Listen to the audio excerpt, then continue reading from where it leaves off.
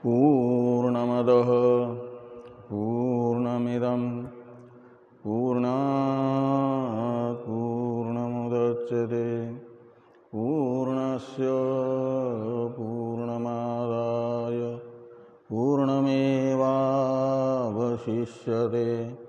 ॐ शान्ति शान्ति शान्तिः। शंकरं शंकराचार्यं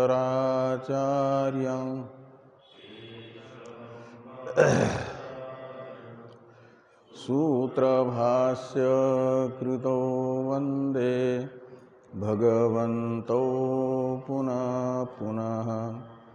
ईश्वरो गुरुरात्मेति मूर्तिभेद व्योमवद्व्याप्तदेहाय दक्षिणामूर्तये नमः। ॐ शान्ति शान्ति शान्तिः।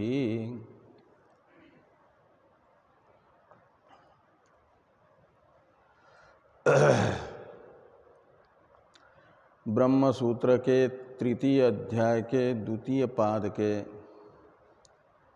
षष्ठ अधिकरण का विचार परसों प्रारंभ हुआ था। इस अधिकरण के 9 सूत्र तथा उनके व्याख्यान रूप भाष्य के द्वारा इस अधिकरण का विस्तृत स्वरूप बताया जाएगा। विस्तृत स्वरूप बताने से पहले अध्येताओं की बुद्धि में अधिकरण का संक्षिप्त स्वरूप आ जाए, इस दृष्टि से भारती तीर्थ जी महाराज के द्वारा रचित वैयासिक न्यायमाला के 2 श्लोक अधिकरण के सूत्र के प्रथम सूत्र के नीचे छिपे हुए हैं। उनका विचार हम लोग कर चुके हैं। संक्षेप में इस अधिकरण का स्वरूप बताते हुए भारती तीर्थ जी ने यही कहा कि यह अधिकरण प्रारंभ हो रहा है तत्त्वमसि वाक्यांतर्गत तत्पदार्थ की सद्रूपता को सिद्ध करने के लिए।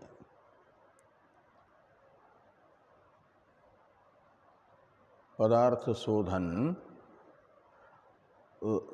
ये इस पाद का विषय है। तुम पदार्थ शोधन 4 अधिकरणों में करके पंचम अधिकरण से अवशिष्ट 4 अधिकरणों के द्वारा तत्पदार्थ शोधन किया जा रहा है। पंचम अधिकरण से बताया गया कि तत्त्वमसि वाक्य में प्रयुक्त तत्शब्द का शोधित स्वरूप निर्विकार चिद्रूप है। और यह अधिकरण बता रहा है कि तत्त्वमसि वाक्यांतर्गत तत्शब्द का जो शोधित स्वरूप है, जिसे लक्ष्यार्थ कहा जाता है, वह सद्रूप है। का मतलब सद्रूपता इस अधिकरण से और चिद्रूपता पूर्व अधिकरण से तत्शब्द के लक्ष्यभूत ब्रह्म की बताई गई। तो तत्पदार्थ को स्पष्ट करने के लिए, सद्रूप बताने के लिए बृहदारण्यक उपनिषद का जो मूर्त ब्राह्मण है, द्वितीय अध्याय का तृतीय ब्राह्मण, उस ब्राह्मण में आए हुए वाक्य को विषय बनाया। उस ब्राह्मण का प्रारंभ होता है द्वे वाव ब्रह्मणो रूपे मूर्तन चैवा मूर्तन च, इस वाक्य से। ये उपक्रम वाक्य है, इसलिए माना जाएगा कि उपक्रम में मूर्तामूर्त ब्राह्मण के मूर्त तथा अमूर्तात्मक दो रूप को बताया गया।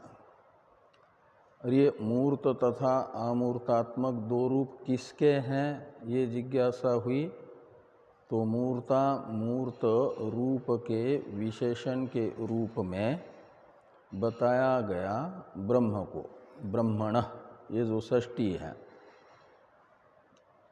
वह राज्ञ पुरुष, राजपुरुष, यहाँ पर जैसे पुरुष पदार्थ विशेष्य हैं यानी प्रधान हैं और राज्ञ यह षष्ट्यंत विशेषण है, ऐसे ब्रह्मण यह षष्ट्यंत पदार्थ जो ब्रह्म है वह विशेषण होगा। और मूर्त रूपद्वय हो जाएगा प्रधान अर्थ विशेष्य। तो ब्रह्म के दो रूपों को बताया गया उपक्रम में। और उसके बाद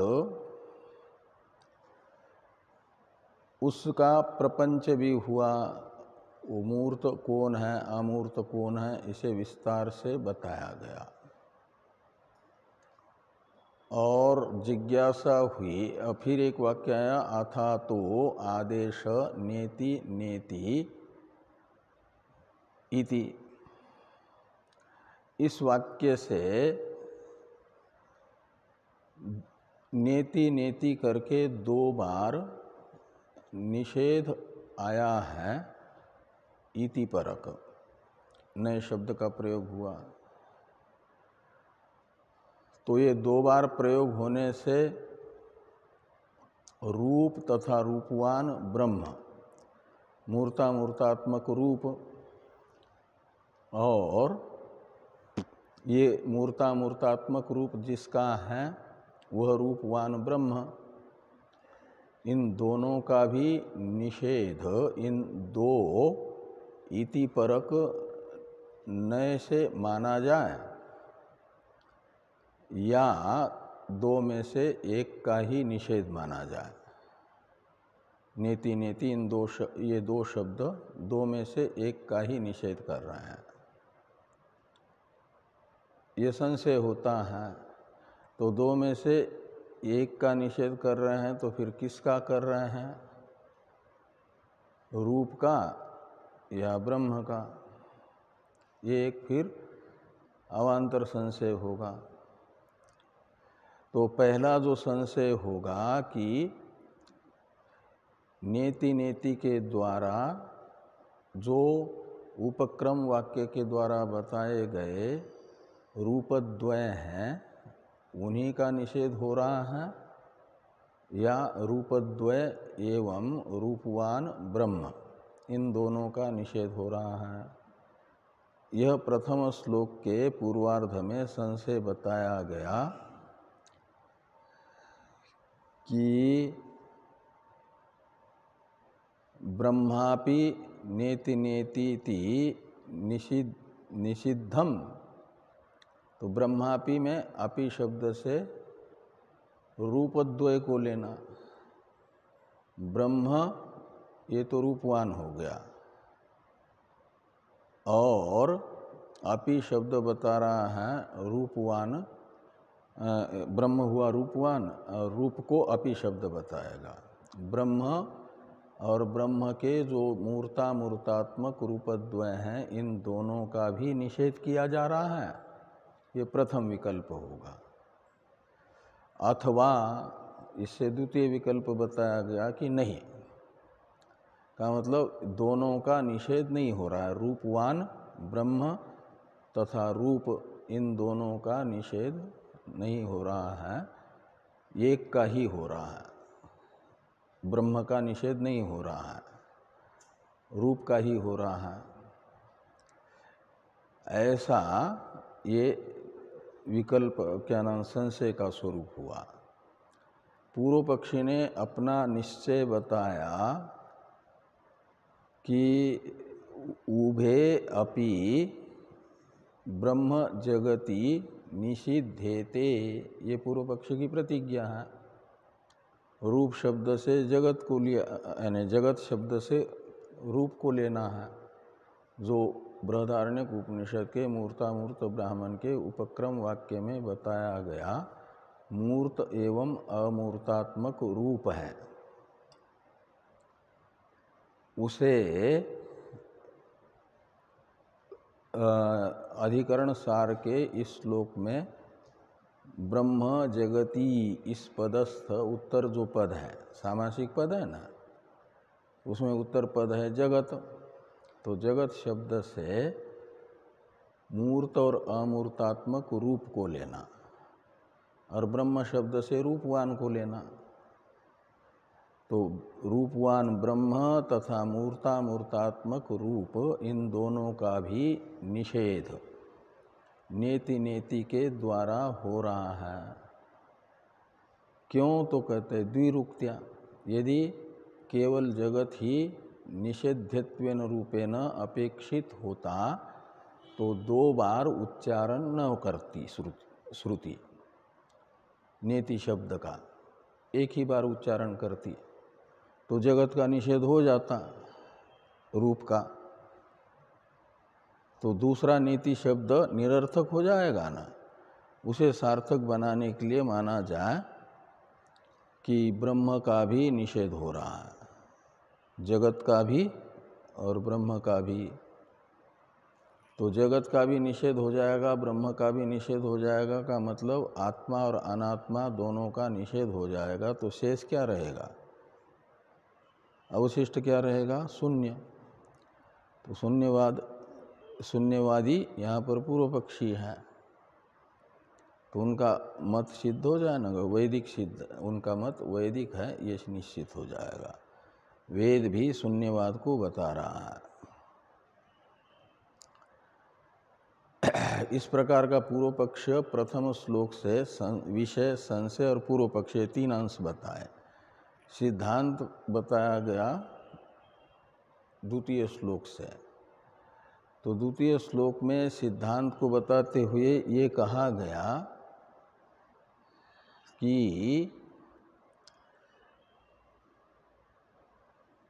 ये जो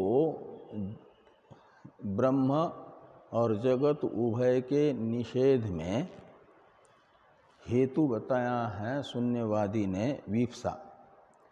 विप्सा यानी 2 बार उच्चारण। किसका? आपके नेति नेति शब्द का 2 बार उच्चारण, ये विप्सा है। ये विप्सा 2 का निषेध करने के लिए नहीं है, रूप तथा रूपवान उभय का निषेध करने के लिए नहीं है। उभय का निषेध करने में हेतु विप्सा तब बन जाएगी, द्विरुक्ति तब बन जाएगी, उभय का निषेध करने में हेतु उभय का निषेध किए बिना विप्सा यदि निरर्थक हो, असिद्ध हो, अनुपपन्न हो, निषेध किए बिना यदि विप्सा की अनुपपत्ति होती है, तब तो विप्सा को कहा जाएगा उभय का निषेध करने में हेतु। लेकिन उभय का निषेध किए बिना 2 में से 1 का निषेध करने में ही विप्सा सफल हो जाती है, उपपन्न हो जाती है, विप्सा की उपपत्ति हो जाती है। तो अलग से विप्सा को रूपवान का भी निषेध करने में हेतु नहीं बनाया जा सकता। इसे कहा गया विप्सा इयम इति शब्दोक्ता सर्वदृश्य निषिद्धये। विप्सा का प्रयोजन तो व्याप्ति है, और व्याप्ति होने से अर्थ क्या निकलेगा कि इस विचित्र जगत में जितना भी दृश्य वर्ग है, मूर्त जो पृथ्वी, जल और तेज यानी रूपवान भूत, और अमूर्त जो रूप रहित भूत है, वायु और आकाश। तो ये मूर्तामूर्त तो कार्यात्मक ही हुआ ना जगत। ये कार्यात्मक जगत भी परस्पर विलक्षण है, और कारण अवशिष्ट रहता है कौन? अविद्या, परिणामी उपादान कारण। वह भी दृश्य कोटि में है, वो भी दिखती है अविद्या भी, और जिसको दिखती है वो है अविद्या का दृष्टा, अविद्या है दृश्य। तो जो भी दृश्य कोटि में आएगा, क्षेत्र मात्र आता है ना दृश्य कोटि में, इसलिए क्षेत्र मात्र को, और क्षेत्र बताया गया अव्यक्त से लेकर के संघातस चेतना धृति यहाँ तक। इसमें कई एक विभाग हो गए ना, वो सारे क्षेत्र कहो या दृश्य कहो, अनेकों विभागों में विभक्त दृश्य वर्ग मात्र का निषेध ये विप्सा का प्रयोजन है, फल है। तो रूपवान ब्रह्म का निषेध माने बिना ही केवल अनेकों विभागों में विभक्त क्षेत्र कहो या दृश्य कहो के निषेध में विप्सा सार्थक हो गई। तो रूपवान ब्रह्म तो शेष ही रहेगा, उसका निषेध करने की विप्सा को सार्थक बनाने के लिए जरूरत नहीं है। इस प्रकार ये पूर्वार्ध में ब्रह्म का निषेध किए बिना ही विप्सा दृश्य मात्र का निषेध करने में सफल है, ये बताया गया। ये ध्यान में आया ना।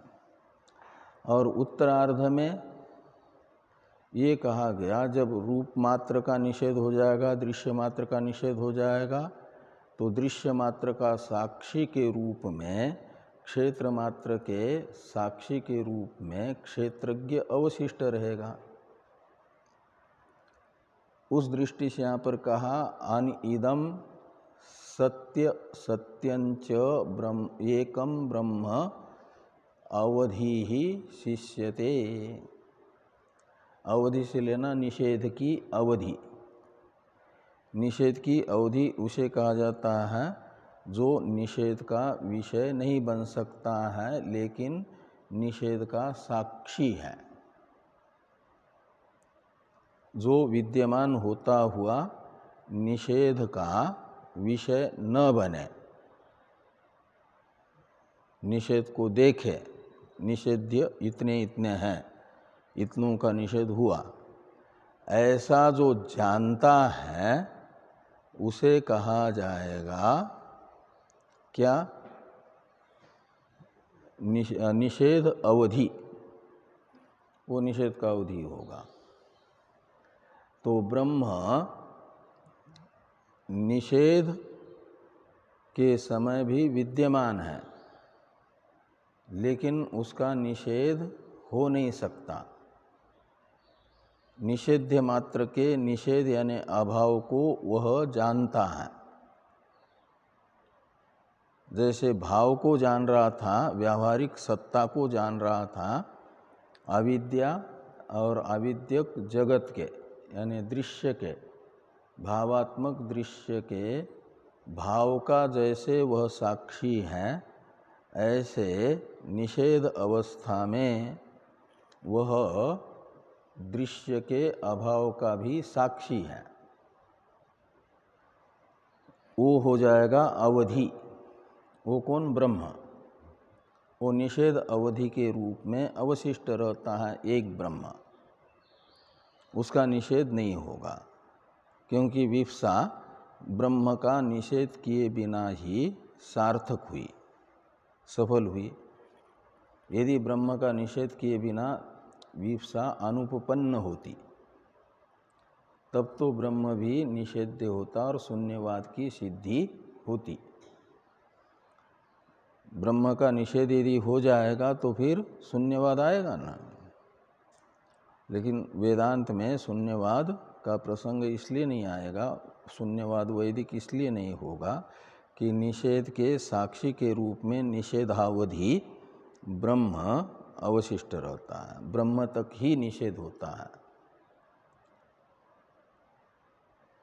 ब्रह्म अवशिष्ट रहता है। जो जो ब्रह्म में अध्यारोपित है, ब्रह्म की सत्ता से सत्तावान सा प्रतीत होता है, वो सब निषेध्य कोटि का है।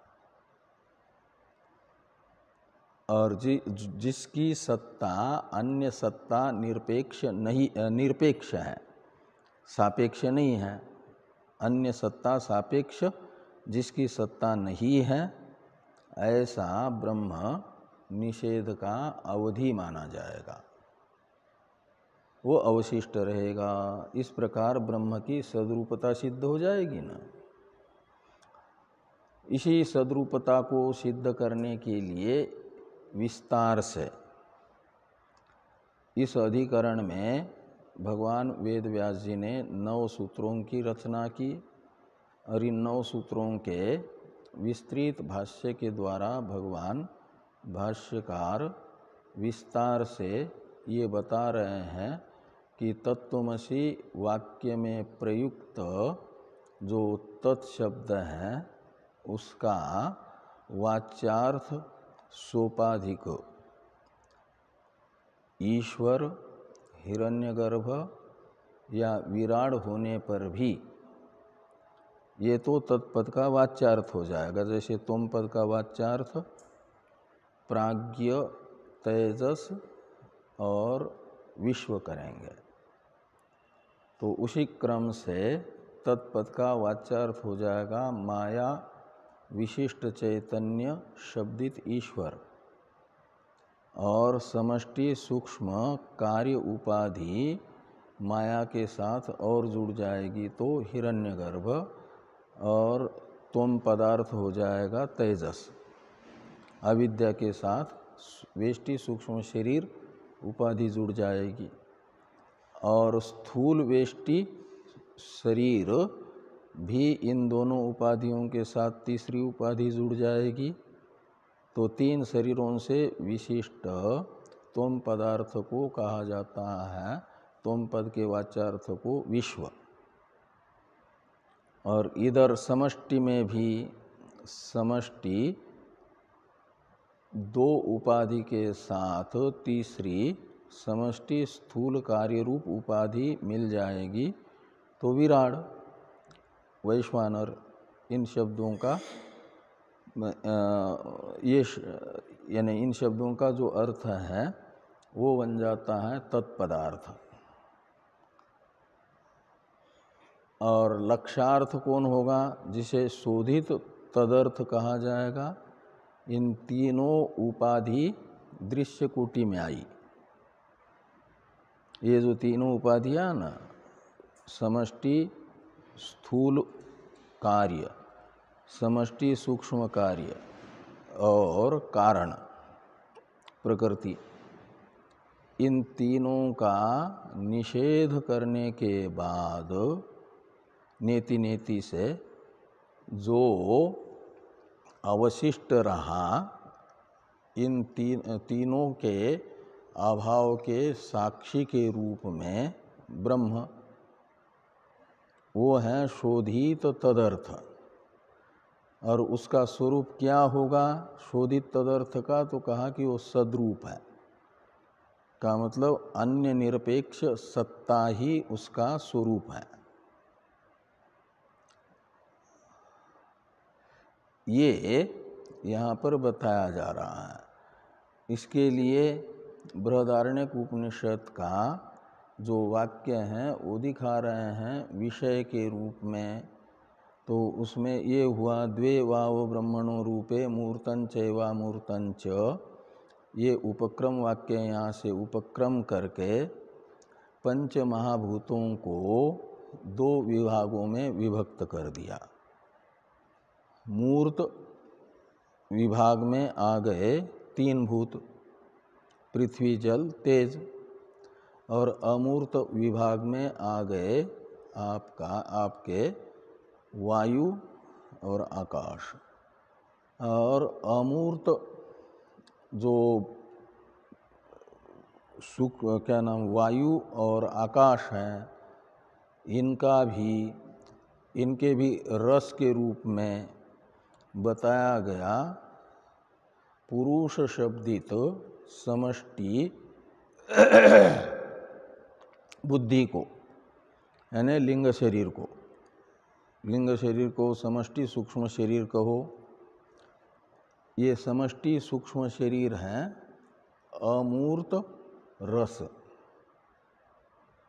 और उस अमूर्त के रस के रूप में कहा गया पुरुष शब्द से जो सूक्ष्म शरीर हैं वह अनेक रूप वाला है। सूक्ष्म शरीर में भी जो प्रधान सूक्ष्म शरीर में अंग है कौन? बुद्धि, ये प्रधान अंश है। 17 तत्वों में प्रधान अंतःकरण है ना, और उस अंतःकरण की अनेक रूपता है, एक रूप ही अंतःकरण नहीं है। जितनी वृत्तियां बनेगी अंतःकरण में, उतनी वृत्तियों को लेकर के उतने आकार वाला बन जाएगा, उतने रूप वाला हो जाएगा अंतःकरण। इसलिए वो अंतःकरण अनेक रूप वाला है, अनेक आकार हैं, अनेक विशेषताएं हैं, उसमें विलक्षणताएं हैं। इसे दिखाने के लिए महारजनादि दृष्टांत वहाँ पर बताए गए हैं। कहाँ? मूर्तामूर्त ब्राह्मण में। हल्दी है तो इंद्रगोप है, तो आपका और भी कई एक उदाहरण बताए गए, पांडविक हैं। इन उदाहरणों द्वारा अंतःकरण समष्टि बुद्धि की अनेक रूपता को बताया गया। और फिर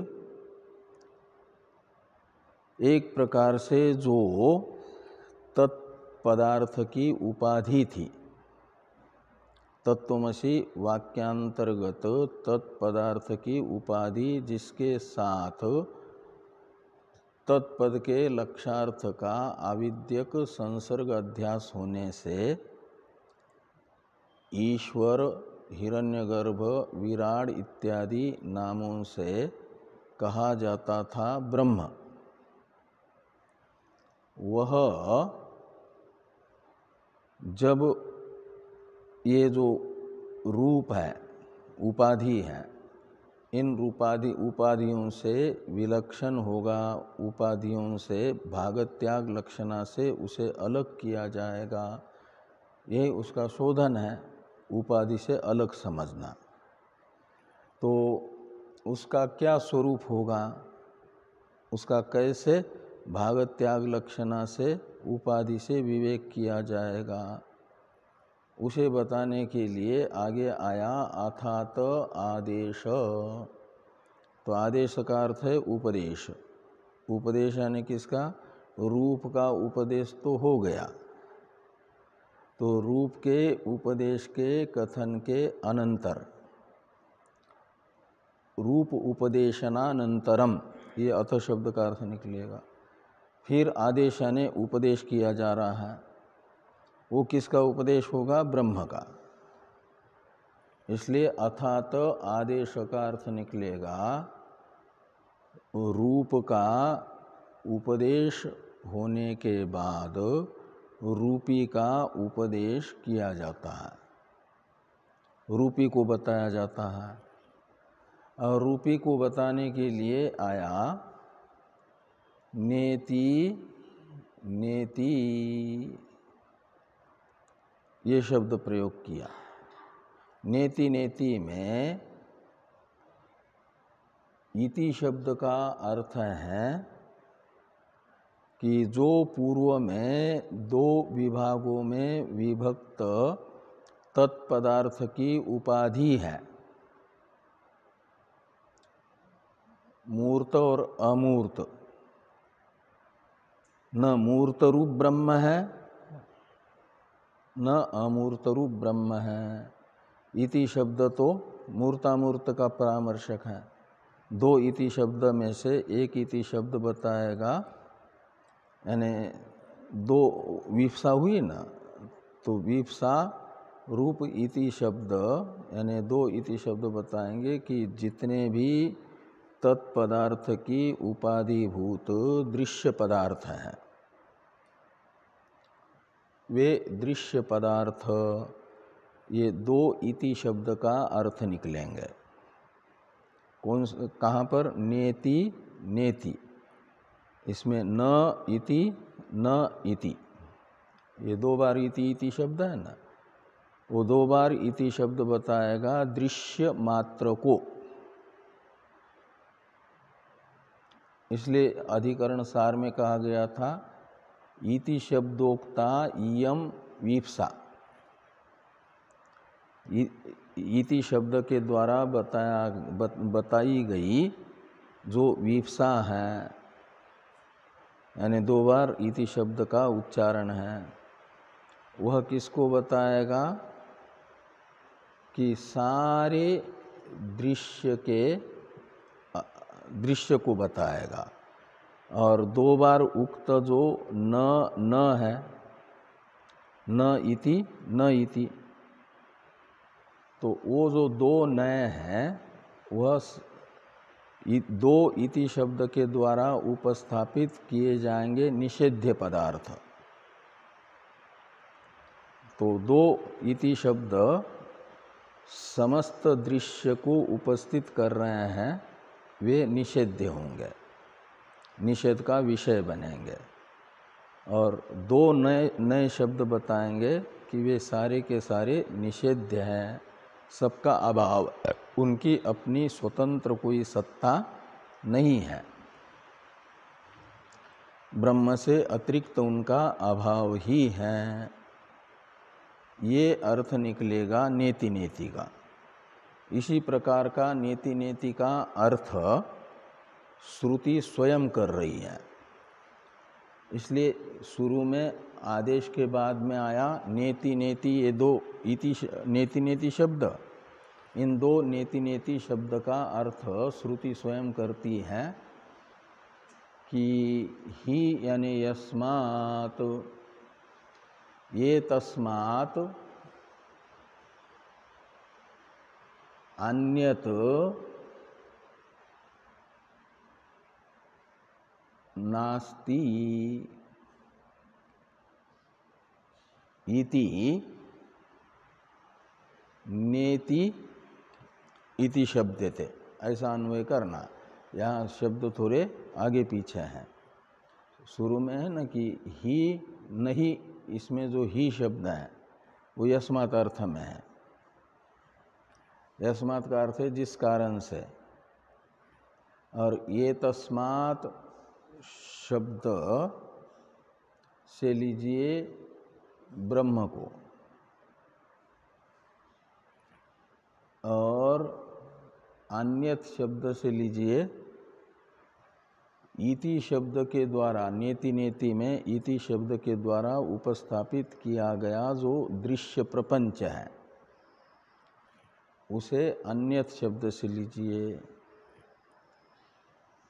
तो ब्रह्म से अतिरिक्त अन्यत का अर्थ निकलेगा अन्यत नास्ति, का मतलब है नहीं। कौन? तो नेति यहाँ पर इति शब्द के द्वारा बताया गया जो दृश्य वर्ग है, वह दृश्य वर्ग ब्रह्म से अतिरिक्त है ही नहीं। तो दृश्य मात्र का निषेध हो गया। और ये नेति नेति शब्द ने किया, ऐसा कौन बता रहा है? नहीं एतस्मात् इति नेति अन्यत, इतने शब्द का अर्थ निकलेगा कि ब्रह्म से अतिरिक्त दृश्य वर्ग है ही नहीं। ब्रह्म से अतिरिक्त दृश्य वर्ग को है करके कब कहा जाएगा? यदि किसी दृश्य विशेष की ब्रह्म की सत्ता से निरपेक्ष सत्ता सिद्ध हो जाएगी, स्वसत्ताक हो जाएगा, वो किसी दूसरे की सत्ता की अपेक्षा से सत्तावान नहीं रहेगा, तब तो माना जाएगा उसे है। और यदि ऐसा कोई दृश्य नहीं होगा तब तो दृश्य मात्र को कहा जाएगा ब्रह्म से अतिरिक्त नहीं है, ब्रह्म की सत्ता से ही सत्तावान है। जो जैसे रस्सी की सत्ता से ही सत्तावान जो सर्पादि, रस्सी में अध्यारोपित सर्प, दंड, माला, भूरेखा आदि ये सब रस्सी के सत्ता से सत्तावान है, इसलिए रस्सी से अतिरिक्त नहीं है। रस्सी के अज्ञान के कारण अलग से प्रतीत हो रहे हैं, अलग है नहीं। ऐसे ब्रह्माज्ञान से ब्रह्म में ही अध्यारोपित होते हुए जो ब्रह्म से अलग से प्रतीत हो रहे हैं, कौन? दृश्य पदार्थ। वे दृश्य पदार्थ ब्रह्म से अतिरिक्त नहीं है। अध्यस्त पदार्थ अपने अधिष्ठान से अलग नहीं हुआ करता। तो फिर है कौन? तो कहते हैं परमार्थ सत्ता वाला तो एक ब्रह्म ही है। इसके लिए कहा गया परम अस्ति। परम शब्द से लीजिए परम ब्रह्म, जिसकी सत्ता से, निषेध्य से परम, यानी निषेध, जिसका निषेध नहीं हो रहा है, जो निषेध का अवधि है, निषेध का साक्षी है, वो है पर शब्द से ग्राह्य निषेध्य से अतिरिक्त ब्रह्म। और वह ब्रह्म अस्ति, वो स्वतः सत्ताक है, वो सद्रूप है। परम अस्ति यानी पर ब्रह्म स्वसत्ताक है, स्वयं है। इस प्रकार यहाँ पर क्या हुआ कि नेति नेति शब्द का स्वयं अर्थ बता करके ब्रह्म को श्रुति ने परम अस्ति इन शब्दों से अनिषेध्य बताया, ब्रह्म का निषेध नहीं होता है करके बताया है। ये श्रुति का अर्थ निकलेगा सिद्धांतानुसार। तो इति ये विषयभूत वाक्य बताया। अब संशय को बताते हैं, पहले वो उसको विषय को बताते हैं, निषेध के विषय विषयक जिज्ञासा को बताते हैं कि तत्र को अस्य प्रतिषेधस्य विषय इति जिज्ञासा महे। तो अस्य निषेधस्य,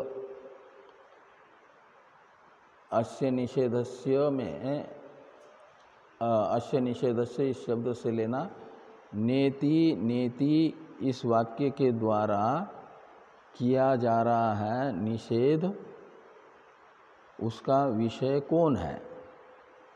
नेति नेति इन शब्दों से होने वाला जो निषेध, उस निषेध का विषय कौन है, यानी निषेध्य पदार्थ कौन है? इति शब्द के द्वारा ग्राह्य। ये पूर्व पक्षी को इति शब्द का जो अर्थ श्रुति ने समझाया वो समझ में नहीं आया है। इति शब्द का अर्थ निषेध्य ही तो किया, दृश्य मात्र ही तो किया मूल श्रुति में। ये तस्मात् अन्यत नास्ति इति इति, यानी नेति शब्द का निषेध्य इति शब्द के द्वारा बताया जा रहा है, न शब्द का अर्थभूत जो निषेध, उसका विषय बताने के लिए तो इति शब्द है। लेकिन पूर्व पक्षी को समझ में नहीं आया, इसलिए जिज्ञासा कर रहे हैं कि तत्र यानी नेति नेति इस वाक्य में प्रयुक्त नयद्वय के द्वारा जो निषेध कहा गया है उसका विषय कौन है, यानी निषेध्य कौन है, अर्थात इति पदार्थ कौन है। ये इति जिज्ञासा महे, ऐसी जिज्ञासा होती है। और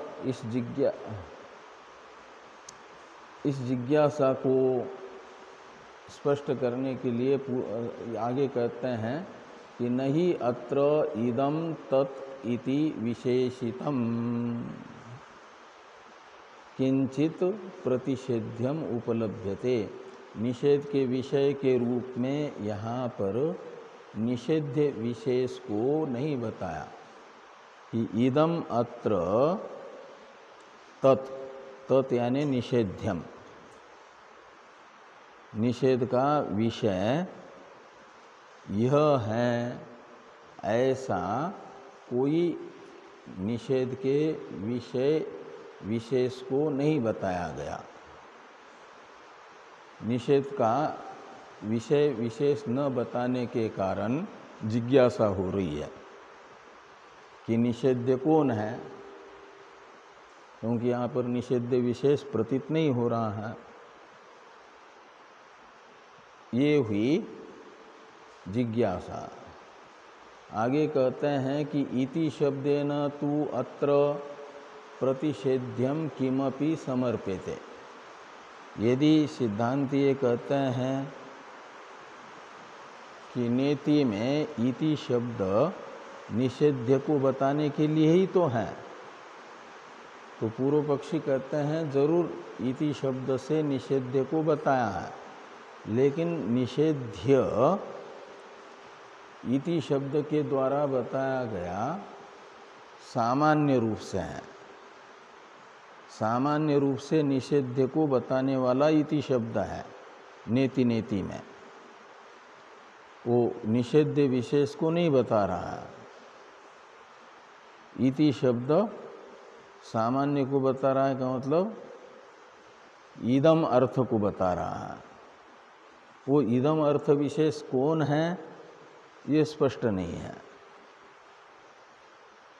इस अभिप्राय से लिखते हैं कि इति शब्देन तु अत्र प्रतिषेध्यम किमपि समर्प्यते। तो किमपि का अर्थ है सामान्य रूप से जिस किसी को इति शब्द निषेध के विषय के रूप में बता रहा है, निषेध्य के रूप में बता रहा है। नेति नेति इति परत्वात् न प्रयोगस्य। तो यहाँ पर नेति में जो न है ना, वो नय है, नय निपात है, ये की इत संज्ञा हो गई। इत संज्ञा होने से वेद में वो स्वर विशेष का उच्चारण होता है।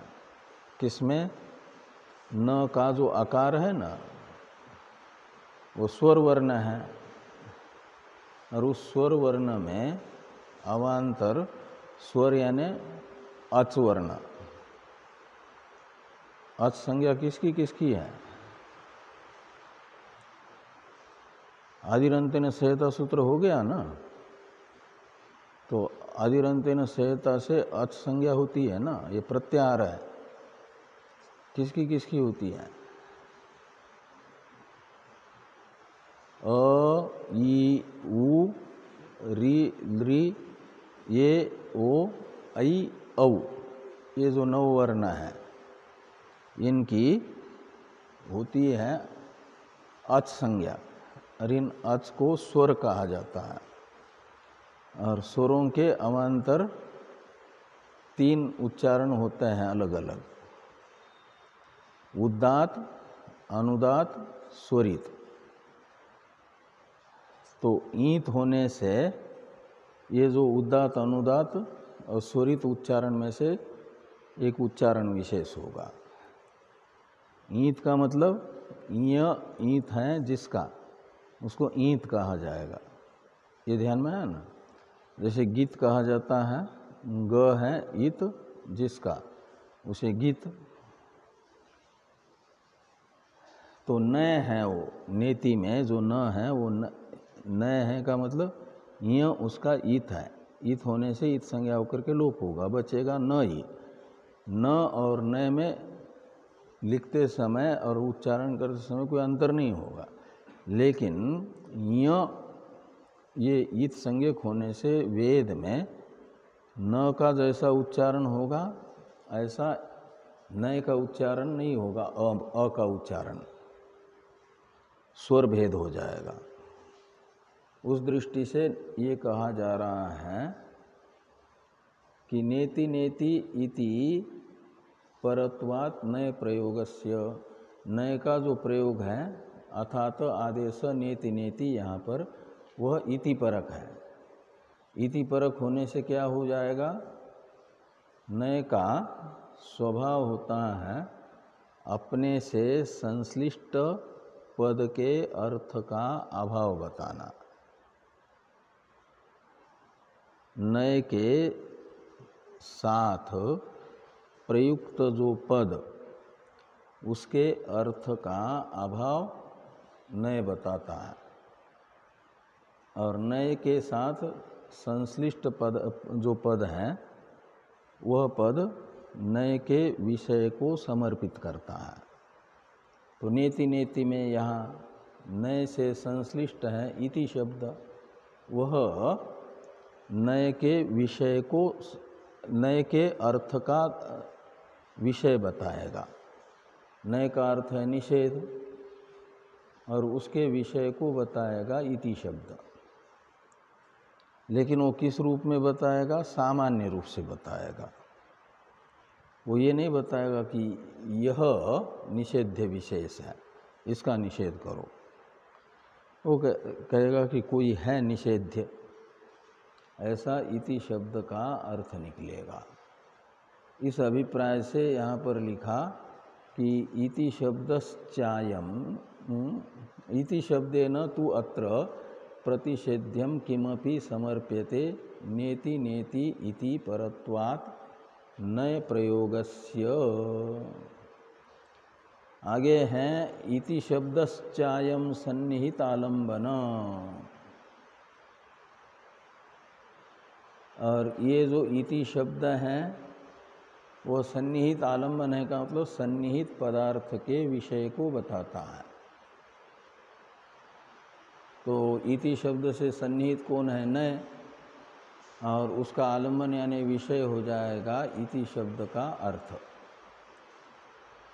एवं शब्द समान वृत्ति, तो इति शब्द जो है सन्निहित विषयक होता है। सन्निहित शब्द से नय को न लेकर के लीजिए जो समीप में उक्त अर्थ, तो इति शब्द के समीप में कौन हो जाएगा, जो प्रकृत अर्थ है। यानी इदम शब्द जैसे प्रकृत सन्निहित अर्थ को बताता है, ऐसे इदम शब्द भी प्रकृत सन्निहित अर्थ को बताएगा। और एवं शब्द समान वृत्ति, तो वृत्ति शब्द का अर्थ है शक्ति, और लक्षण यानी संबंध होता है ना एक। तो जैसे एवं शब्द का अर्थ होता है सादृश्य को बताना, समान अर्थक यानी समान विशेषता वाले पदार्थों को बताना।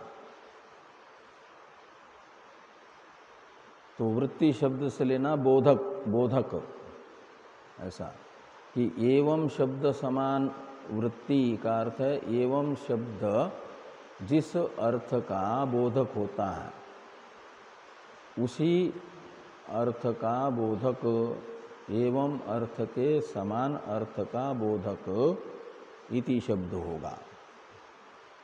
सन्निहित अर्थ को बताएगा और एवं शब्दार्थ के जैसे अर्थ को बताएगा। कौन? इति शब्द। और वो प्रयुज्यमान दृश्यते,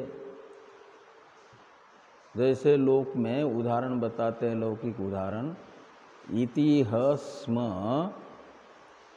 उपाध्यायः कथयति। तो यहाँ पर जो इति शब्द है, ये वाक्य तब आता है, उपाध्याय है अध्यापन करने वाला, पढ़ाने वाला, और ये जो अध्यापन कार्य करने वाले आचार्य हैं उन्होंने कुछ पढ़ाया, और उन्होंने जो पढ़ाया, जिस प्रकार पढ़ाया और जो पढ़ाया, उसका परामर्शक है इति शब्द। तो इति ह यानी इस प्रकार। तो इस प्रकार यानी किस प्रकार? तो पूर्व में उपाध्याय के द्वारा जो पढ़ाया गया और जिस प्रकार से पढ़ाया गया, वो विषय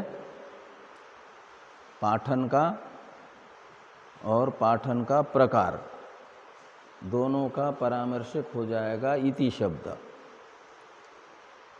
तो इति ह स्म उपाध्याय कथयति। तो कथयति स्म, स्म का अन्वय कथयति के साथ करेंगे। तो ऐसा कहा, ये भूतकाल में प्रयोग, भूतकाल अर्थ निकलेगा किसका? लट लकार का भी।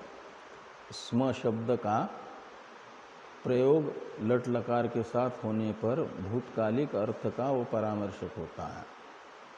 तो उपाध्याय ने इस अर्थ को ऐसा कहा, ये अर्थ निकलता है किसका? इति शब्द का। तो यहाँ इति शब्द सन्निहित विषयक हुआ और एवं शब्द के समान अर्थ को बताने वाला हुआ। जैसा आचार्य ने पढ़ाया वो प्रकार बताने वाला इति शब्द हुआ। ऐसे ही नेति नेति में इति शब्द, ये तो दृष्टांत है ना, दार्ष्टान्त में नेति नेति में जो इति शब्द है, उस इति शब्द को घटाना कि सन्निहितं चात्र प्रकरण सामर्थ्यात् रूपद्वयम्। तो इति शब्द सन्निहित विषयक और एवं शब्द समान वृत्ति हो जाएगा ना। तो इति शब्द जिस अर्थ का परामर्शक बनना है यहाँ पर रूपद्वय का, यानी क्षेत्र का, दृश्य का, तो दृश्य कौन है? रूपद्वय। तो उस रूपद्वय को सन्निहित यदि रूपद्वय होगा तो इति शब्द बताएगा।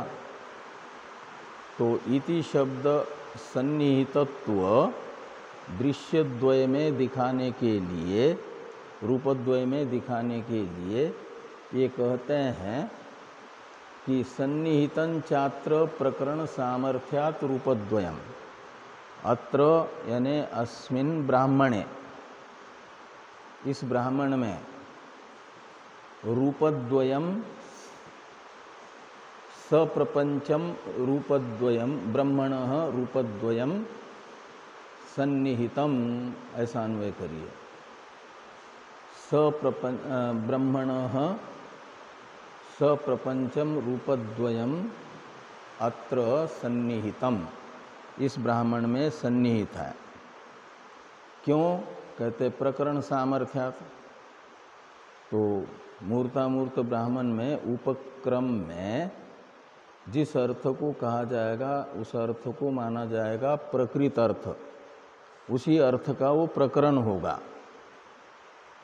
एक प्रकरण प्रमाण होता है ना, उस प्रकरण प्रमाण के आधार पर प्रकृत हैं रूपद्वय, द्वे वावो ब्रह्मणो रूपे मूर्तन चैवा मूर्तन च, इस उपक्रम वाक्य के द्वारा प्रारंभ किए गए हैं प्रतिपाद्य के रूप में जो मूर्त और अमूर्त रूपद्वय, उन्हें कहा जाएगा सन्निहित रूपद्वय। और वो किसके रूपद्वय हैं? तो ब्रह्मणः, और वे सप्रपंच यानी इन रूपद्वय का विशेषण है सप्रपंचम। सप्रपंचम का अर्थ है विस्तार से कहे गए हैं। प्रपंच शब्द का अर्थ विस्तार होता है ना। पहले उपक्रम वाक्य में सूत्र रूप से कहा गया कि मूर्तामूर्त ब्रह्म के दो रूप हैं, और उसी के फिर पंचभूतों के दो राशि कर दी, ये सब विस्तार हुआ। तो विस्तार से कहे गए ब्रह्म के दो रूप मूर्तामूर्तात्मक वे सन्निहित हैं, उन्हीं का परामर्शक इति शब्द होगा, ये यहाँ पर कहा गया। आगे हैं और तच्च ब्रह्म यस्य येते द्वे रूपे, और ब्रह्म भी सन्निहित है जिसके दो रूप बताए गए हैं। अर्थात आदेश या ब्रह्मणों, यहाँ पर उपक्रम वाक्य में ही ब्रह्म पदार्थ भी है और आपका ये भी है, कौन? रूप भी। तो दोनों भी सन्निहित पदार्थ हैं। तो इन दोनों में से इति शब्द किसका परामर्शक होगा ये स्पष्ट नहीं है। ये कौन? पूर्व पक्षी कह रहे हैं संशय के हेतु के रूप में। इसलिए यहाँ पर जिज्ञासा हो रही है कि निषेध्य कौन है? ब्रह्म निषेध्य है या रूपद्वय निषेध्य है, या दोनों भी, ब्रह्म और रूपद्वय दोनों भी निषेध्य हैं? ये जिज्ञासा होती है। यही संशय आगे बताया जा रहा है, इसकी चर्चा हम लोग कल करते हैं। ओम पूर्णमदः पूर्णमिदं पूर्णात् पूर्णमुदच्यते पूर्णस्य पूर्णमादाय पूर्णमेवावशिष्यते। ओम शांति शांति शांति। शंकरं शंकराचार्यं केशवं बादरायणं सूत्रभाष्य कृतौ वन्दे भगवन्तौ पुनः पुनः। ईश्वरो गुरुरात्मेति मूर्तिभेद विभागिने व्योमवद् व्याप्तदेहाय दक्षिणामूर्तये